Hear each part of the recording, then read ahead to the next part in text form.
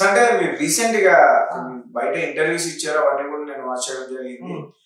ఏంటి అసలు వీళ్ళందరి మీద ఏంటి ఫైట్ చేస్తున్నారా లేకపోతే ఏంటి? సో ఇప్పుడు చాలా మంది ప్రియా చౌదరి గారు అని ఉన్నారు. సో ఎవరైనా తప్పు చేస్తే అది మాట్లాడుతుంది. సో అది ఫైట్ కాదు, ఒక ముందు వచ్చి మాట్లాడే వ్యక్తి. సో గతంలో కూడా అఘోర వేషంలో కూడా అదే జరిగింది. సో అప్పుడు ఏంటంటే ఇట్లా వస్తున్న ట్రైన్ నేను వందే భారత్ లాగా దూసుకొచ్చా. ఇది సూపర్ ఫాస్ట్ అయితే నేను వందే భారత్ లాగా వచ్చా. అంటే మీకు అర్థమైందా? అంటే ఒక కంటెంట్ ఇవి తీసుకొని వస్తే నేను ఒక కంటెంట్ తో వచ్చా. వస్తానే నిజమైన అంటే మన మాట్లాడే మాట నీతి నిజాయితీగా ఉండాలి, పర్ఫెక్ట్గా ఉండాలి కాబట్టి సో అప్పుడు మహిమలు చేసి ఇలా ఉంటారు. సో ఆమె అఘోర ఈమె దొంగ అనేది ఆమె వేసుకున్న దొంగ వేసాలని అప్పుడు ప్రూఫ్ బయట పెట్టా. సో సరేలే అని అయిపోయిన తర్వాత కాశీకి సో ఆ టాపిక్ అయిపోయింది, ఇంటర్వ్యూలు అయిపోయింది, వైరల్ అయిపోయింది. సరే అని 10 days కిందట కాశీకి కాశ్మీర్కి ఇవన్నీ వెళ్ళేసి వచ్చాను. సో వెళ్ళేసి వచ్చిన తర్వాత చాలా మంది ఫోన్ చేస్తారు. నేను దేని గురించి అంటే ఇట్లా వీళ్ళ పూనకాలు అంటే ఉండని నేను అక్కడ వైష్ణవి దగ్గర టవర్ ఉండదు, అక్కడ సిమ్ తీసుకున్న తర్వాత ఒక 1 hour 2 hours చూసి వీటి సబ్జెక్ట్ ఏంది అని. సరేలే అని నేను వచ్చిన తర్వాత ఇల్లు షిఫ్ట్ అయ్యా. షిఫ్ట్ అయిన తర్వాత ఒక ఛానల్ మాత్రం ఇచ్చా నేను. అసలు అందులో ఒక 24 నిమిషాలు అది ఏదో చేశాను. సో అది వైరల్ అయిపోయి ఇంక ఫోన్లు చేయడం మొదలు పెట్టారు. ఇంకా అది స్టోరీ అంతే. సో అందులో కంటెంట్ ఉంది, అంటే నిజాలు మాట్లాడాను. నాగారాణి గురించి ఏం చెప్తారు మీరు అడిగితే? ఈ నాగరాణి, రౌడీ రాకేష్ అన్నయ్య, ఈ భవిత అనే అమ్మాయి, ఈ అఘోర, ఈ సౌందర్య అమ్మాయి, ఇంకా చాలా మంది. అంటే కొంతమంది ఇప్పుడు రౌడీ రాకేష్ అన్న విషయం తీసుకుంటే సో ఆయన ఒక యూట్యూబ్ ఛానల్లో లేపకుండా చేసిన వీడియో చాలా టర్నింగ్ అయింది అప్పుడు. సో ఇప్పుడు వచ్చి ఇంటర్వ్యూలలో అంత బాధపడుతూ అంత ఏడ్చుకుంటూ అంత బాధపడుతూ క్షమించండి అని ఇప్పుడు అడిగే కన్నా నువ్వు అప్పుడే వీడియో వైరల్ అయినప్పుడు ఆ వీడియో పెట్టిందే బాగుంటేది కదా. సో ఆయనకి నాకేం అంత ఏం లేదు, కానీ నేను చెప్తున్నా అంటే కొన్ని పాయింట్స్ తీసుకొని మాట తప్పుంటే ఎవరైనా తప్పు సో అంటాం. సో ఇప్పుడు వచ్చి అడిగే క్వశ్చన్ ఏంటంటే మీరు ఇట్లా చేయలేవకుండా చేస్తారా ఇది అంటే, లేదు స్వామి అందులో నేను చెప్పాను కొన్ని నేను చెప్పిన ఓట్ కట్ అయిపోయి ఉంటుంది, ఏదో నేను ఇలా దొంగ భావాలు అని చెప్పాను, అది కట్ అయిందని నాకు తెలీదు ఇది అని అంటే ఇప్పుడు ఆయన ఒప్పుకుంటారు. సరే ఇది అయిపోయింది ఒక సబ్జెక్ట్. ఈ రౌడీ రాకేష్ అనే విషయం ఇదే మాట ఒకప్పుడు చెప్పింటే ట్రెండింగ్ లో ఉన్న విషయం అప్పుడే చెప్పింటే ఓకే కదా. ఇప్పుడు వచ్చింది సో ఇది పక్కన పెట్టేస్తే ఈ సౌందర్య అనే అమ్మాయి కూర్చొని ఇప్పుడు నువ్వు అడుగు ఒకసారి, అడుగు వస్తుందా రాదా, నీకు రాదని అడుగు ఒకసారి. సో నీకు పూనకం రాదు? వస్తాది. రాదు అలా ఎలా అంటారు అక్క మీరు? రాదు, వస్తాది. ఏది?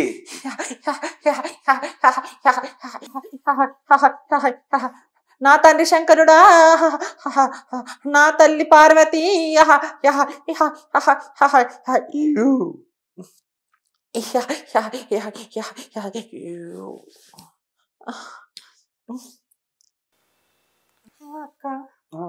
వచ్చారా?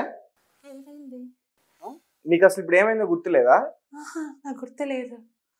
ఇప్పుడు నేను నీకు పూనకం రాదు అంటే నీకు పూనకం వచ్చింది ఏమో నాకు తెలియదు అక్క. సో ఇలా ఎవరైనా కానీ చేస్తారా? యాజ్ ఇట్ ఈజ్ గా వస్తుందో రాదా అది ఊగిన తర్వాత పక్కన అమ్మవారు వెళ్ళిపోయిన తర్వాత ఎక్స్ప్రెషన్ పక్కన అక్క ఏమైంది, ఎవ్వరిలా ఎనర్జీ ఉండరు. అమ్మవారు వచ్చిన వాళ్ళు 10 నిమిషాలు సో ఈ సబ్జెక్ట్ 1 నిమిషం పక్కన పెడదాము. అమ్మవాళ్ళ గురించి మాట్లాడితే ఎవరికంటే వాళ్ళకి రాదు. సో ఆ సౌందర్య అమ్మాయికి వచ్చిండొచ్చు, నేను కాదు అనలేదు, కానీ ఒకసారి 2 సార్లు వచ్చిండొచ్చు. కెమెరా ముందర ఒకసారి 2 సార్లు ఏదో చేసిందిలే అనుకోవచ్చు. ప్రతి కెమెరాలో కూడా దొరికిపోతుంది, చేస్తుంది దొరికిపోతుంది, ప్రతి కెమెరాలో వచ్చేస్తుంది అమ్మవారు. ఆ సబ్జెక్ట్ గురించి మాట్లాడదాము. అసలైన అమ్మవారు ఎక్కడ వస్తుందంటే వాళ్ళు ఉన్న ప్రదేశంలో పూజ పునస్కారాలు, ఎవరైనా భక్తులు కష్టాలు ఉన్నప్పుడు అమ్మాయికి ఒక నిమ్మకాయ పండు తీసుకుపోయి అమ్మ వచ్చిన తర్వాత చెప్పేసి వెళ్ళిపోయేటప్పుడు అమ్మవారు ఈమెలాగా ఏమైందక్క ఇలా అమ్మవారు చెయ్యదు. అమ్మవారు వచ్చిపోయిన తర్వాత పోయేటప్పుడు బొట్టు పెట్టి నిమ్మకాయ ఇవ్వాలి. మనకు చాలాసార్లు నిమ్మకాయలు ఎక్కువ ఉంటాయి శివం ఓగే వాళ్ళ దగ్గర. నిమ్మకాయ కొరికిన తర్వాత అమ్మవారికి హారతి ఇచ్చిన తర్వాత అప్పుడు శాంతి అయ్యి వెళ్ళిపోతుంది. అలా ఉంటుంది అమ్మవారు వస్తుంది.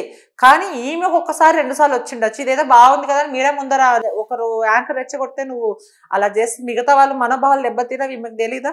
సో 1-2 ఇంటర్వ్యూ, ప్రతి ఇంటర్వ్యూలో కూడా ఒక ఇంటర్వ్యూ నీకు పెళ్లి అయిందా లేదా అంటే పెళ్లి కాలేదు, అమ్మ నాకు పెళ్లి అయింది ఇరుపిల్లు అంటే పెళ్లి కాలేదన్నది ఏదో సంథింగ్ చెప్పింది. ఎందుకు ఇలా ఆడాలి? అదొక పాయింట్. అక్కడ ఒక పాయింట్ తీసుకున్నాను. ఇంక రెండో పాయింట్ విగ్రహాల తవ్వకాలు.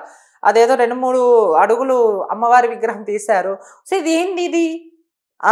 అంటే సినిమాలు ఎక్కువ చూస్తున్నారా వీళ్ళు? నాగదేవత కానీ, కార్తికేయ 2 మూవీ కానీ, ఇంకా పున్నమి ఇవన్నీ చూసి ఒక పిక్చర్లో కాన్సెప్ట్ ఎత్తుకున్నారా? వాళ్ళు చేసిన మనం ఎందుకు చేయకూడదు?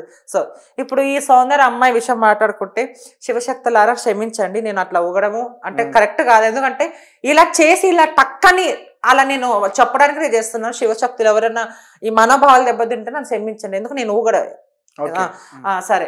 టక్కని అమ్మవారు వస్తున్నారు, అది అమ్మవారు వస్తుంది, టక్కని వెళ్ళిపోయి వచ్చిన తర్వాత అలా ఎవ్వరు కూడా చేయరు. అక్కడ మనము అంటే ఈ పాయింట్ మాట్లాడే వాళ్ళక వీళ్ళు ఇట్లా ఇదేమో అని కింద అమ్మ దేవ రేణుకమ్మ తల్లి అని కింద కామెంట్స్ వీళ్ళకి తెలియదు కదా. నేను కూడా చూసా, అంటే అమ్మవారు వచ్చిన తర్వాత ఒక 10 నిమిషాలు పక్కన కూర్చొని సరైన స్పృహ ఉండదు. ప్రతి ఛానల్ కూడా ఏమైంది ఏమైంది ఏంది ఎక్స్ప్రెషన్ అంటే ఇక్కడ నటనే కదా, అంటే వెనకలు ఎవరున్నారు? సో ఇలా సో ఈ సౌందర్య అమ్మాయిది ఏదో ఒప్పుకుంది లాస్ట్ తప్పు చేశానని. సరే ఓకే, ఏమో ఏం కథ. కొంతమందికి ఇట్లా సాంగ్స్ పెడితే పూనకం వచ్చేసిదిగా. సాంగ్స్ పెట్టి ఆ ఉండే ప్లేస్ ఏంటి అనేది కాదు, నార్మల్ గా సాంగ్స్ పెడితే వచ్చేస్తుందంట. స్టూడియోలో వస్తుందా సౌందర్య అమ్మాయి? సో ఓకే, శివశక్తులు వెళ్ళి ఇలా తప్పు ఏదో ఆమె వెనకాల ఏదేదో రౌడీ రాకేష్ అన్న పేర్లు, ఇంకా చాలా మంది పేర్లు వినపడతాయి ఉన్న వీళ్ళు గురువు అని.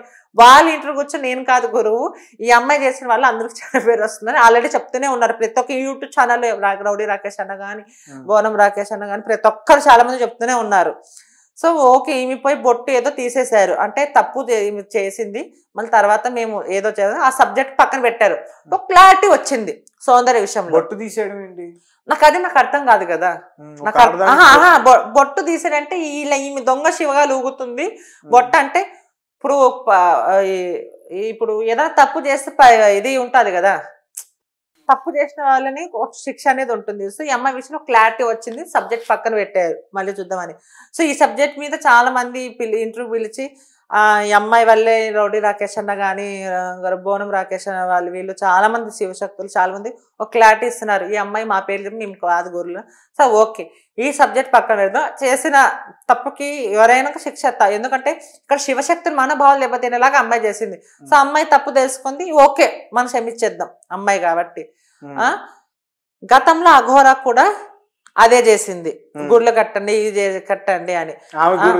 ఆమె గుడి కట్టమనేది చాలా చేసింది. ఓకే, ఇప్పుడు మళ్ళీ ఇంకో కాంట్రవర్సీ, నేను వచ్చి మళ్ళీ వేములవాడ గుడి దర్గా ధ్వంసం చేస్తా అంటుంది.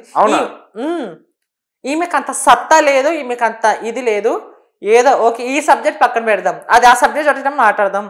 ఇప్పుడు ఏదైతే ఇంకా ట్రెండింగ్ లో ఉందో ఈ సబ్జెక్ట్ అనేది క్లోజ్ అవ్వట్లేదు.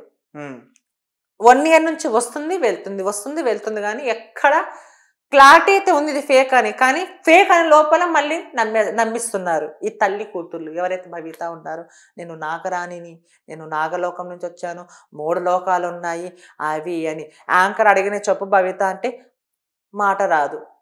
ఎన్ని లోకాలు ఉన్నాయంటే